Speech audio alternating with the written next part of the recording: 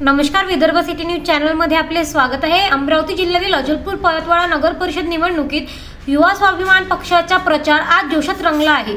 पक्षाचे संस्थापक अध्यक्ष आणि आमदार रवी राणा स्वतः रस्त्यावर उतरले असून त्यांनी काढलेल्या झंझावती पदयात्रेला नागरिकांचा भरघोस प्रतिसाद मिळत आहे।